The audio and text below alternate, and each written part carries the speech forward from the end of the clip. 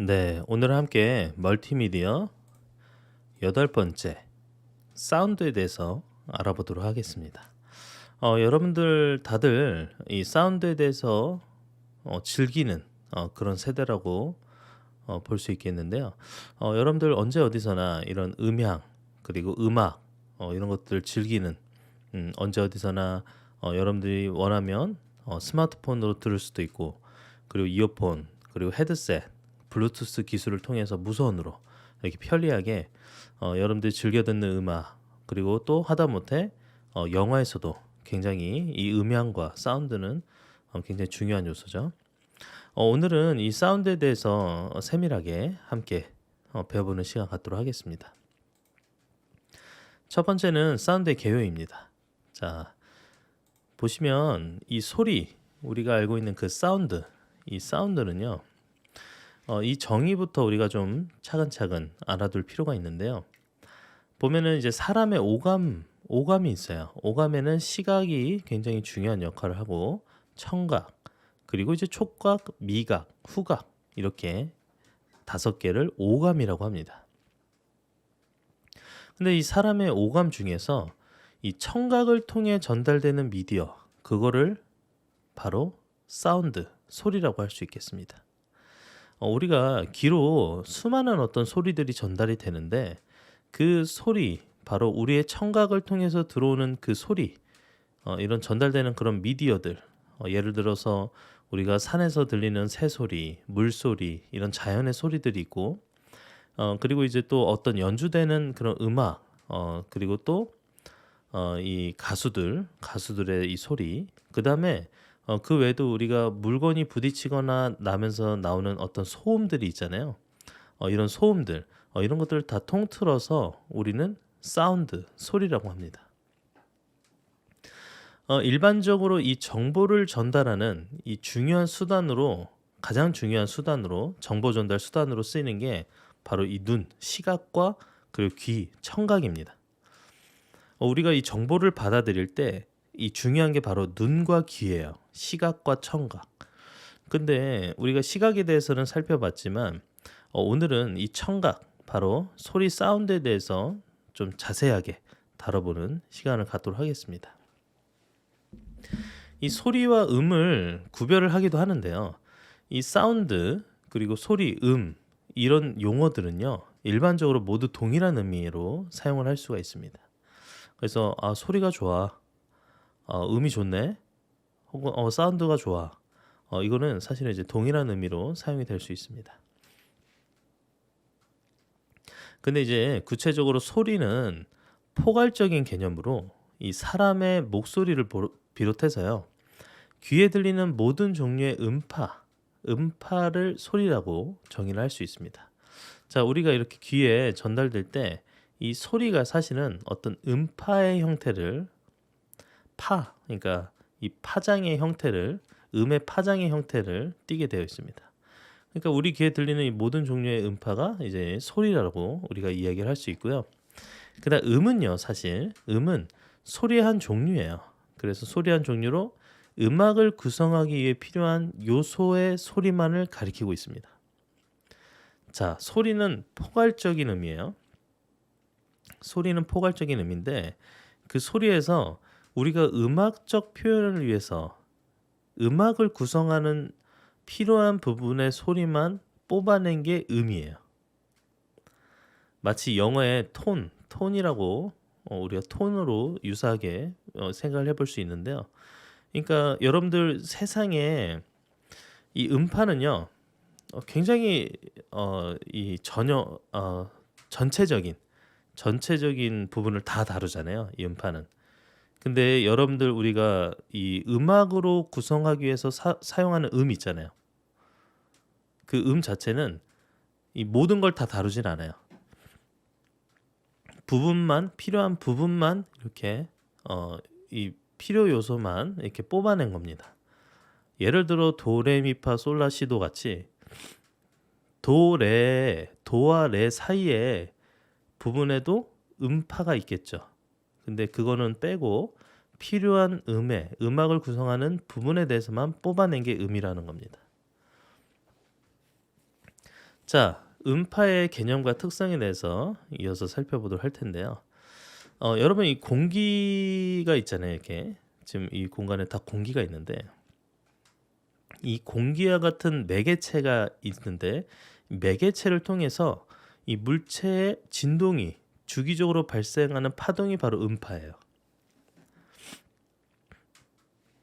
여러분 우리가 이 소리를 듣게 될 때 이 소리는 사실 우리는 진동을 듣는 거랑 똑같습니다.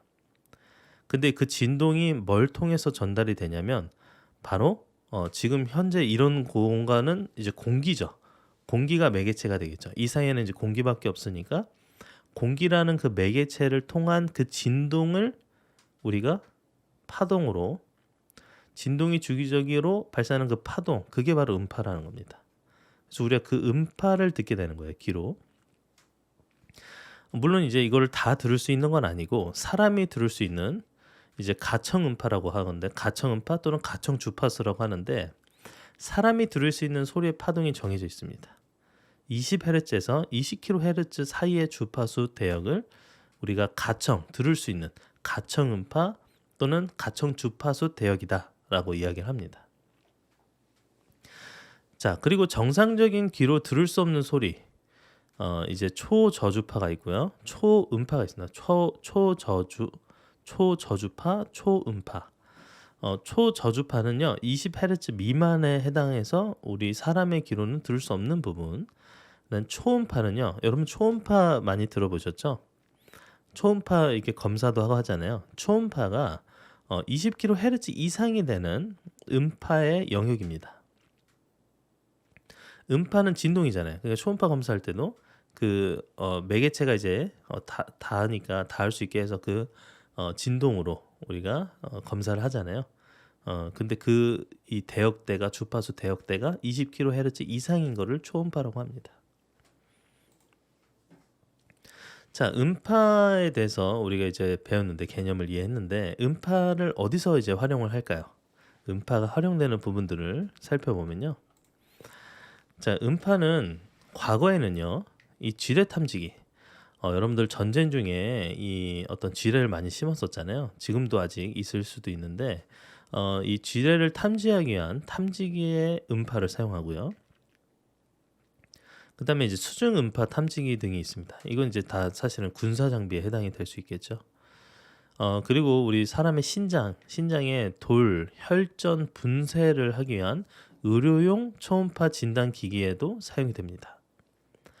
자, 그러면 군사나 의료 영역에서 이제 음파를 사용을 했고 최근에는 뭐 하느냐? 자, 이 최근에는요. 음파를 활용한 정보통신과 모바일 결제로까지 발전했습니다. 자, 이게 무슨 말이냐면 여러분들 우리 핸드폰으로 간편하게 결제하거나 이런 거 하잖아요. 그런 거 결제할 때 결제를 하게 되려면 결제 수단과 결제 시간 뭐 이런 여러 가지 정보들이 이 무선으로 이제 전달이 돼야 되는데 이 무선을 통신하기 위한 여러 가지 수단이 있지만 여기에 또 음파를 활용한 정보 통신이 가능한 기술들이 있습니다. 그래서 핸드폰으로 그러니까 우리가 들을 수 없는 소리를 내지만 그 소리가 이 정보 통신, 결제를 하는 통신에 사용이 되는 것까지 이렇게 기술이 많이 활용이 되고 있습니다. 자, 그리고 모자를 쓰면 이어폰이나 헤드폰 없이도 소리를 들을 수 있는 기술 이런 것들이 또 발전을 하고 있습니다. 좀 이상하죠? 모자를 썼는데 어떻게 귀에다 꽂는 게 없이 모자만 썼는데 소리가 들을 수 있을까? 이거는 보통 우리 뼈의 진동을 통해서 소리를 전달하는 그런 기술들이 있습니다. 골전도 이런 기술들이 많이 있는데요. 그래서 우리가 귀에 고막에 바로 어떤 소리를 전달하는 것 없이 이런 골전도 즉 어떤 웨어러블 디바이스 형태로도 소리를 전달할 수 있는 그런 기술들이 발전하고 있어요. 그리고 이제 스마트폰, TV에서도 이제 이미 스피커 없이 화면 자체에서 입체적인 소리가 발생하는 그런 연구들을 많이 진행을 했습니다. 자, 어떻게 하느냐? 이 스피커가 없다라는 말. 여러분 스피커가 사실은 어떤 진동을 일으키기 위해서 어떤 공간도 배치해야 되고 이렇게 좀 부피도 있고 이러잖아요. 근데 그게 아니라 스마트폰이나 TV에서도 그냥 자체에서 입체적인 소리가 발생할 수 있도록 이 음파를 발생하는 형태로 TV의 그 어떤 그 TV 자체를 좀 이렇게 진동판으로 사용하는 이런 기술들, 이런 것들이 존재하고 있습니다. 자, 그리고 음성에 대해서 알아보도록 하겠습니다. 자, 음성은 이 사람의 발음 기관에서 나오는 이 구체적이고 물리적인 소리로 정보 전달의 중요한 수단이죠. 예를 들어서 음성이라는 말 자체는 사람한테서 나오는 거예요. 사람의 발음 기관에서. 제가 이렇게 목소리를 내서 여러분들한테 전달하는 것 자체도 제 목에서 제 이 발음 기관에서 이 성대와 발음 기관을 통해서 전달이 되는 거잖아요. 그래서 제 발음 기관에서 나온 것 자체, 이 소리가 음성이라는 용어를 사용합니다. 이 음성은 텍스트보다 정보를 좀 빠르고 이해하기 쉽게 설득력 있게 전달할 수 있는 그런 중요한 어떤 부분이 되겠죠. 그래서 디지털화된 음성 메시지나 음성 합성, 음성 인식, 그리고 문자 음성 변환, 텍스트 투 스피치 등의 활용이 되고 있습니다. 최근에 뭐 이거 인공지능 스피커 같은 부분이 인공지능 스피커에 여러분들이 마우스나 키보드를 가지고 그런 어떤 인터페이스를 가지고 명령을 내리는 게 아니라 대부분 인공지능 스피커에 명령을 내리는 건 바로 음성을 통해서 명령을 내립니다.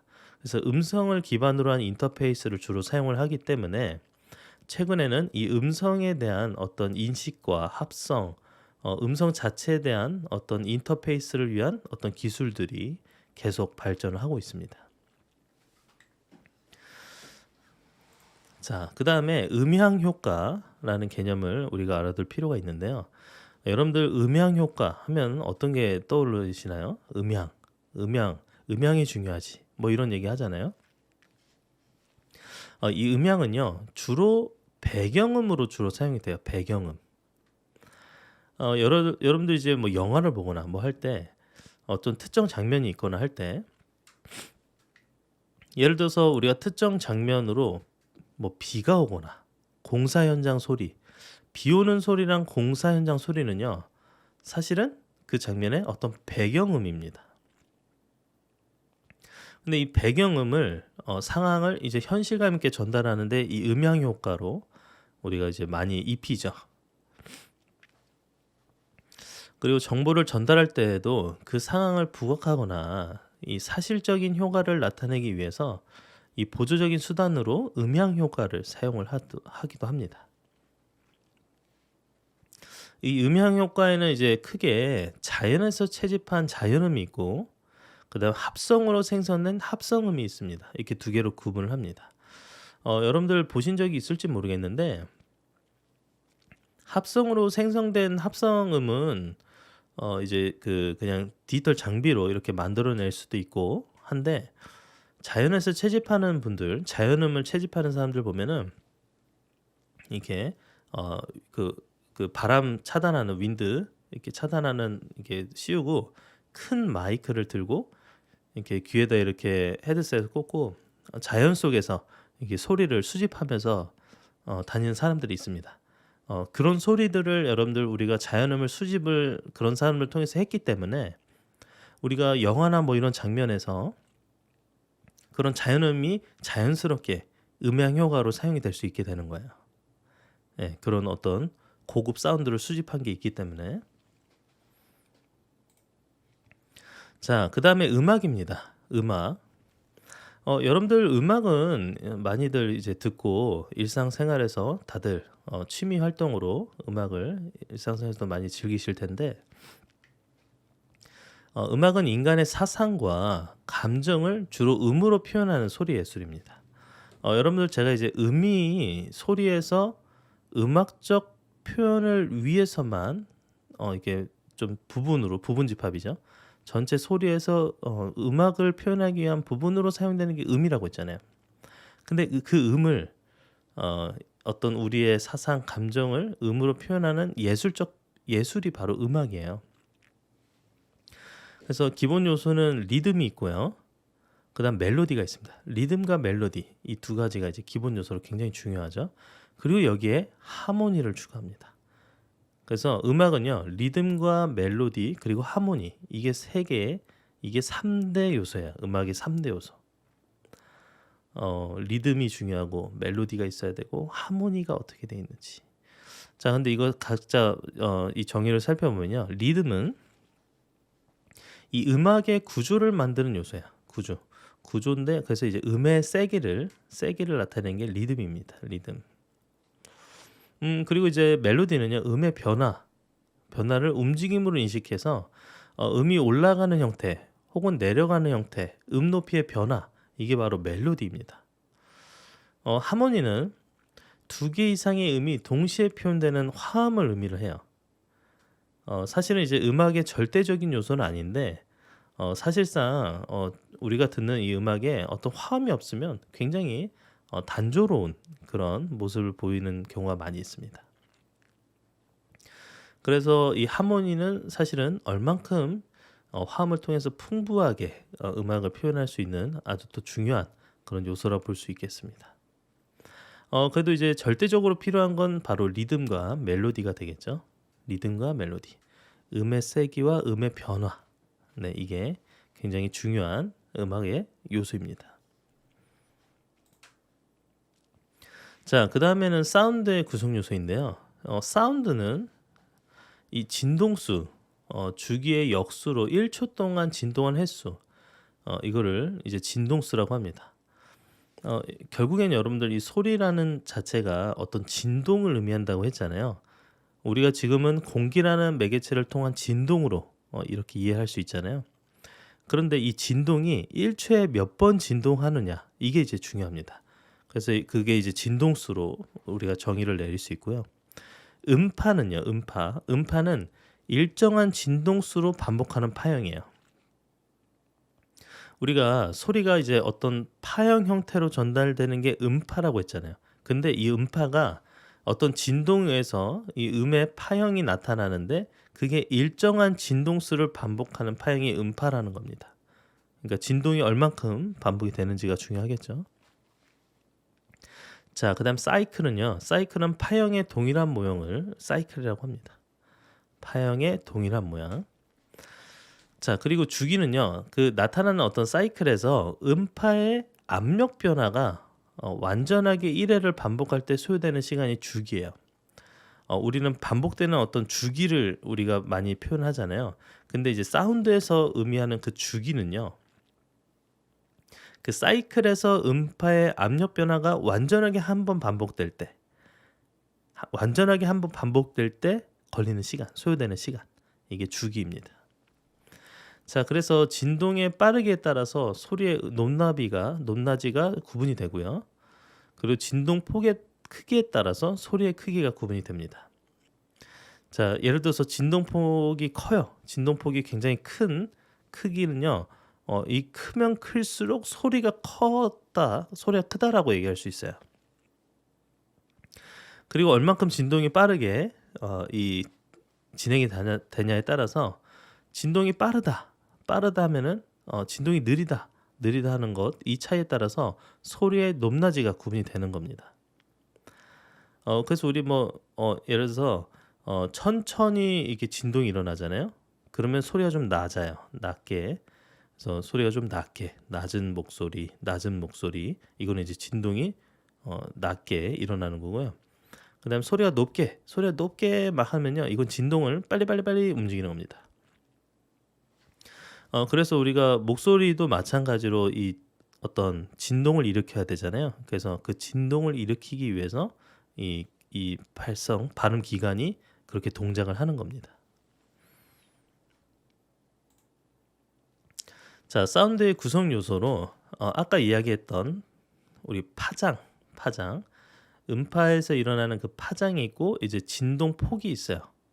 진폭이라고 하는데, 자, 파장은 진폭이 일어나는 그 진폭과 진폭이 있는데 여기에 이 파장이 한 번 유사한 사이클을 만들어내는 이 사이클 한 번을 지금 현재 여기서부터 여기까지가 하나의 사이클을 이루잖아요. 이 사이클이 1Hz라 표시했죠. 이렇게 이 부분이 사이클이고 파장은 동일한 모형을 가지는 부분 이 사이를 파장이라고 그러고 그리고 이 안에 얼만큼의 이 모습을 이렇게 그려내는지에 따라서 진폭이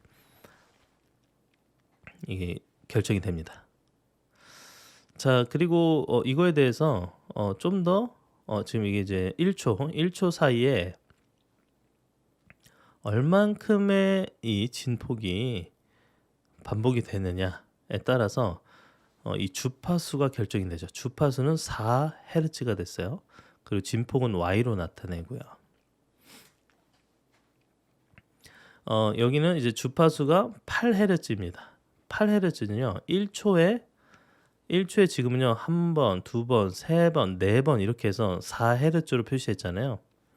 한 번, 두 번, 세 번, 네 번 이렇게 일어났는데 여기는 1초에 8Hz는요. 한 번, 두 번, 세 번, 네 번, 다섯, 여섯, 일곱, 여덟 번의 이런 모습을 갖추잖아요.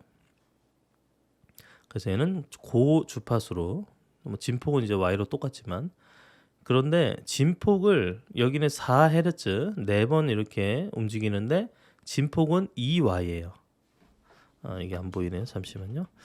자, 여기는 주파수는 4Hz 4번 이렇게 움직였는데 진폭은 2Y예요. 2Y면 2배잖아요. 기존의 진폭 대비 2배로 진폭이 이렇게 늘어난 걸 알 수 있습니다. 이거는 진폭이 늘면은 고에너지라고 표현을 합니다.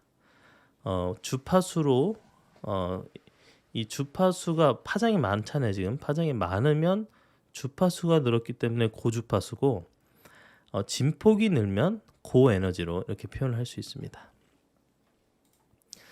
자, 소리를 구성하는 3요소로는 세기, 진폭, 높낮이 이렇게 세 가지로 구분을 합니다.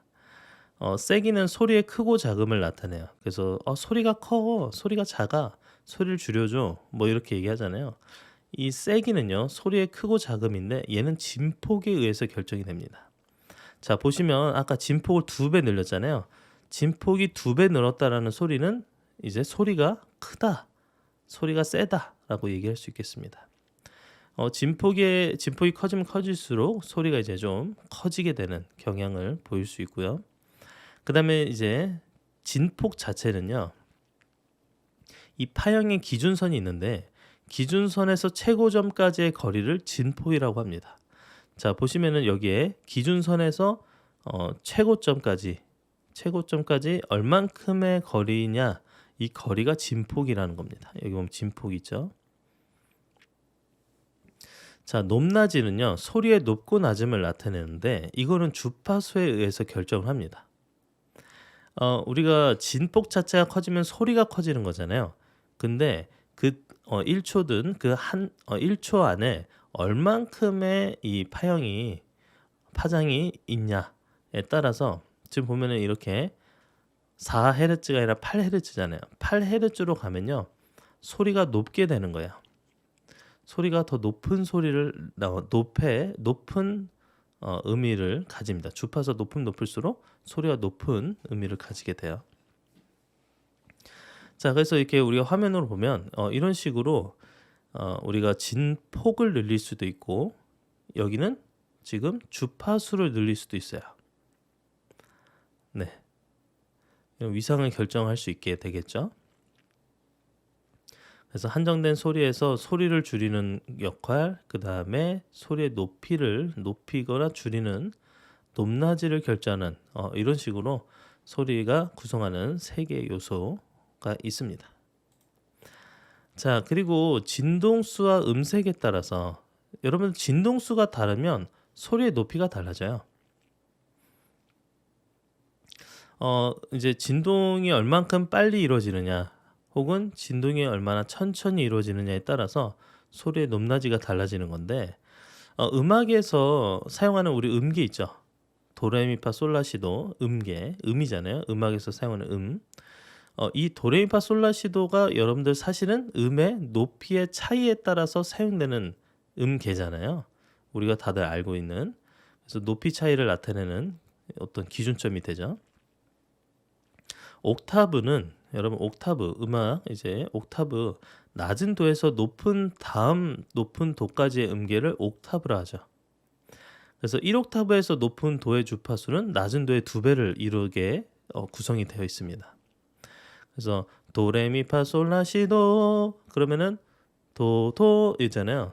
도 그러면은 그 낮은 도에서 다음 높은 도까지의 그 음계가 하나의 옥타브를 이루는 겁니다. 그래서 뭐 여러분들 어떤 가수는 뭐 몇 옥타브 몇 가지 간다 막 2옥타브 뭐 솔까지 간다. 솔 이상에서 뭐 3옥타브 뭐 그래서 두성 뭐 이런 얘기 많이 하잖아요. 그 단위가 이제 옥타브입니다. 옥타브.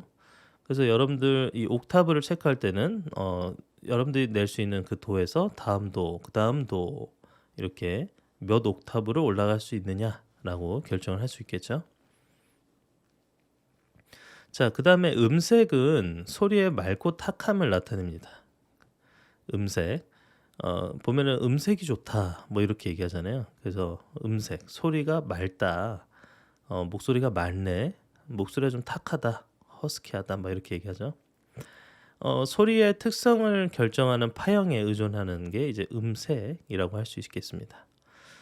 그래서 여러분들 이 진동수에 따라서 소리가 높이가 달라지는 건데 보면은 이제 그 각종 보이스나 기타나 플루트 그다음에 이제 이거 아시죠? 이게 우리 청각 검사할 때 튜닝하는 튜닝 포크입니다. 그래서 튜닝 포크 같은 경우는 일정한 이런 모양을 가지고 플루트도 이렇게 이런 모습을 가지고 기타도 이렇게 기타는 그 현을 드르륵 두들기기 때문에 좀 고르지는 않고 이렇게 나타나죠. 보이스도 이제 뭐 이런 식으로 떨림이 좀 있죠. 네. 자, 그다음에 소음입니다. 여러분들 뭐 그냥 가만히만 있어도 우리가 어떤 소음 속에서 살게 되는데 소음은 정의 자체는요. 듣는 사람에게 별로 도움이 되지 않는 소리를 소음이라고 합니다. 보통은 이제 60데시벨 이상이 되면 소음이다라고 이렇게 주로 이야기를 하는데 소음이 이제 장기간 노출이 되면 우리 그 청력에 손상을 줄 수 있습니다. 60데시벨 이상이면 굉장히 큰 소리에 해당이 되는데 그 큰 소리에 우리의 귀가 계속 장기간 노출이 되면 청력에 손상이 돼서 이제 작은 소리는 잘 못 듣게 되는 뭐 그런 손상이 발생할 수 있겠죠. 그리고 수면 장애 등의 문제가 될 수 있습니다. 우리 소리가 시끄러운데 잠을 자기가 좀 어려울 수 있잖아요. 그래서 이 수면 장애에 이어질 수 있는 문제가 또 있고 그리고 특정한 높이를 이제 유지하는 컬러 소음이 있고 그냥 비교적 넓은 음폭을 나타내는 백색 소음으로 이렇게 구분을 할 수가 있습니다. 물론 이제 백색 소음은 우리가 이제 어떤 도움을 줄 수 있는 이런 소음으로도 이렇게 많이 활용을 할 수 있는데 기본적으로는 이 음높이를 유지하는 이제 컬러 소음이 조금 이제 문제가 되죠. 보면은 소음에서 이 소음이 건강에 미치는 영향이 스트레스, 뭐 불안증, 우울증, 그다음에 뭐 인지 기능 발달 저하, 교감신경 항진, 스트레스 호르몬 증가, 혈압, 혈당, 혈중 지질 증가, 뭐 동맥경화, 협심증, 심근경색, 뭐 이런 여러 가지 병의 원인이 되기도 합니다. 소음에 취약한 사람들은 이제 질병이 있거나 깊은 잠을 못 자는 노인, 수험생 등이 이런 소음에 좀 취약한 그런 사람들이죠.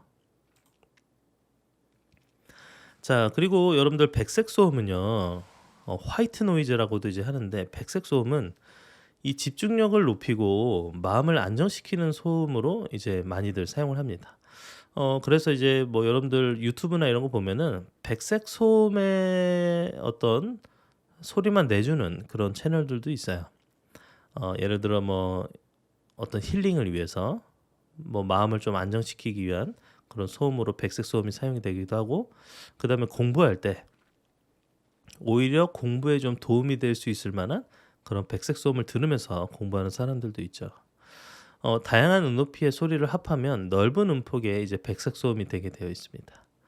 그래서 거부감이 없고 작업을 방해하지 않은 형태, 그리고 귀에 거슬리는 일반 소음을 덮어주면서 집중력과 업무 능력을 향상시키는 역할까지도 하는 그런 백색 소음입니다. 자, 이 백색 소음을 왜 우리가 사용을 하냐면 이 사운드 마스킹 효과 때문에 이 백색 소음을 사용하는 겁니다. 일정한 반대 파형의 소음을 발생시켜서 소음을 상쇄시키는 그런 기술이라 보시면 되겠는데요. 이거는 이제 추후에 좀 이따가 자세하게 이 마스킹에 대해서 한번 살펴보도록 할 텐데, 어쨌든 이 소음을 다른 소음으로 상쇄시켜서 이게 좀 더 안정된 소리로 만들어내는 그런 역할을 한다라고 보시면 되겠습니다. 자, ASMR 여러분들 들어보셨을지 모르겠는데, ASMR은 뭐 예를 들어서 뭐 속삭이는 장면, 화장품 뚜껑을 열거나 뭐 두들기거나 뭐 과자를 먹는 장면, 뭐 이럴 때마다 들리는 소리들이 있잖아요. 그게 이제 몸과 정신을 좀 이완시키는 그런 소리로 이렇게 활용을 하는, 그래서 이런 것들이 이제 많이 사용이 되는데, 이 자율감각, 쾌락 반응을 의미해서 ASMR, 뭐 공식적인 학술 용어는 아니지만 다들 ASMR이라고 많이 알고 있고 그런 용어를 사용을 하고 있습니다. 지금 현재 시각 포화 상태의 미디어 환경에서 청각 중심의 컨텐츠를 통한 새로운 가능성을 보여주는 게 바로 ASMR이에요. 그래서 ASMR이 굉장히 유행을 타게 됐고, 초연결 사회에 대한 반작용으로 나타나는 현상으로도 또 이해를 하고 있습니다.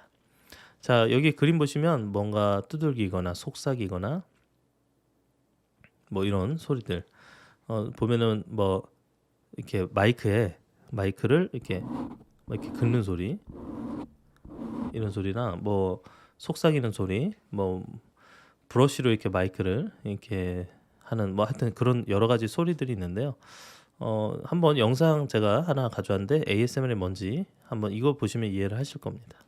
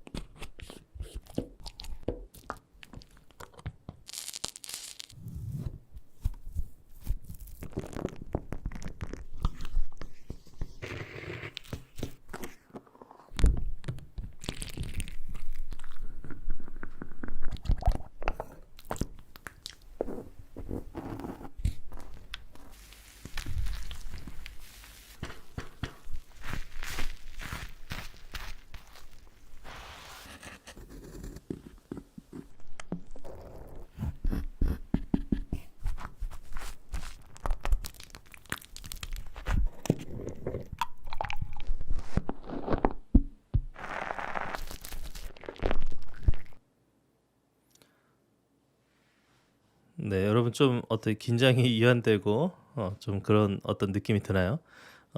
이런 좀 이완시키는 몸과 정신을 좀 이완시키는 소리, 이 ASMR로 제가 이렇게 간단한 짧은 영상을 가져왔습니다. 자, 그 다음에 소음의 강도입니다. 소음의 강도에 따라서 우리가 어떤 게 이게 구분을 해볼 수 있는지 한번 살펴볼 텐데요. 자, 기본적으로 이런 숨소리. 숨소리는 굉장히 어떤 소리죠? 숨소리 여러분 잘 들을 수 있어요? 숨소리는 굉장히 작은 소리를 그냥 공기가 약간 지나가는 정도의 작은 소리를 나타내죠. 그게 이제 10데시벨 정도입니다. 10데시벨. 그다음 우리 나뭇잎이 이렇게 바스락바스락 거리는 소리가 20데시벨 정도. 그리고 우리 옆에 사람의 귀에 이렇게 속삭이는 듯한 소리가 30데시벨이에요. 속삭임이라 하지만 굉장히 큰 소리죠. 자, 냉장고 소리가 40데시벨입니다. 그리고 이 정도까지가 낮은 강도의 소리라고 할 수 있어요. 자, 그다음에 이제 빗소리가 50데시벨. 그리고 사람들이 하는 일반적인 대화가 60데시벨. 이 정도까지가 중간 강도의 소리입니다. 그다음 자동차 소리 좀 크죠. 자동차 소리가 70데시벨. 그다음 트럭 같은 경우가 80데시벨이에요. 70데시벨은 높은 80데시벨까지만 해도 매우 시끄러운 소리로 이렇게 볼 수가 있습니다. 그래서 이 정도만 하더라도 이 80데시벨 정도만 하더라도 장기적으로 이런 소음에 노출이 되면 굉장히 안 좋은 그런 뭐 청각 손상에 영향을 줄 수 있는 그런 소리입니다. 자, 그 다음에 90데시벨이 헤어드라이기 소리예요. 헤어드라이어. 여러분들 헤어드라이어 하면은 윙 하면서 바람을 이제 뜨거운 바람을 주잖아요. 근데 이제 그게 90데시벨 정도가 되고 헬리콥터 소리가 100데시벨입니다. 두두두두두 이렇게 헬리콥터 돌아가는 소리가 굉장히 크죠. 그다음 트럼본 소리가 110데시벨. 그리고 경찰차 사이렌이 120데시벨. 그리고 제트 엔진 소리가 130데시벨 정도. 그리고 막 팡팡 터지는 폭죽 소리가 140데시벨입니다. 그래서 이 정도까지가 이제 한계라고 볼 수 있겠습니다. 들을 수 없는 한계가 이제 이 정도입니다. 자, 그래서 소음 제거 기술들이 이제 많이 등장을 했는데요. 보시면 여러분들 이런 제트 엔진 소리 이런 거 굉장히 이제 소리가 크잖아요. 1950년대 이 기내 소음이 심한 항공기 그리고 헬리콥터에서 근무하는 파일럿들을 위해서 소음 제거 기술이 이제 등장을 했습니다. 대표적인 형태가 이제 헤드폰, 이어폰에 적용된 소음을 이제 제거하는 기술이죠. 이 최근 이제 주행 중에 발생하는 차량 내부의 소음을 제거하는 데도 사용이 되고 있습니다. 노이즈 캔슬링이 이 안에 있느냐, 그다음 바깥에 있느냐, 마이크가 안에 있거나 바깥에 있죠. 그래서 이 안에 있는 마이크가 이 소음을 제거하는데 이렇게 사용되는 게 있고, 바깥의 소리를 그냥 바로 가져와서 걔를 노이즈 캔슬링에 사용되거나 하는 이런 형태로 사용이 되는데요. 기본적으로 소음 제거 기술 자체의 원리는요. 아까 그 마스킹이랑 이제 비슷한데, 마스킹 아까 설명을 이 부분에서 자세히 해볼게요. 소음과 반대 파형의 음파를 이용하면 소음이 제거됩니다. 이거 이제 무슨 의미냐면, 여러분들 스피커 두 개를요 마주보게 만들고 한쪽의 스피커와 정확하게 반대되는 이 음파 반대 파형으로 다른 쪽 스피커에서 재생을 하잖아요. 그럼 소리가 사라져요. 소리가 그냥 두 소리가 사라지게 됩니다. 정확하게 이렇게 마주보고 있으면 소리가 아예 사라지게 되는데, 그 방법을 이용해서 소음을 제거하는 겁니다. 예를 들어서 플러스 2의 진폭의 음파에 마이너스 2 진폭의 음파를 대응시켜서 주면요. 이렇게 대응한, 그러니까 지금 현재 파란색과 노란색이 서로 대응된 어떤 음파를, 진폭의 음파를 가지잖아요. 근데 이 두 음파가 합쳐져서 그 진폭 자체가 0으로 이어지게 되는 0인 상태, 0에 근접하는 상태가 되면 소음이 제거되는 겁니다. 소리가 아예 제거되죠. 그러니까 상쇄 간섭, 두 음파가 서로를 상쇄하는 과정, 상쇄 간섭에 의해서 소음이 제거되는 원리를 지금 현재 기술에 넣고 있는 겁니다. 그래서 이 외부에 있는 마이크를 가지고 외부에 있는 소리를 정확하게 반대되는 어떤 형태의 음파를 내도록 해서 노이즈 캔슬링을 할 수 있게 되는 거죠. 그래서 이렇게 소음 제거 기술 원리를 살펴봤습니다.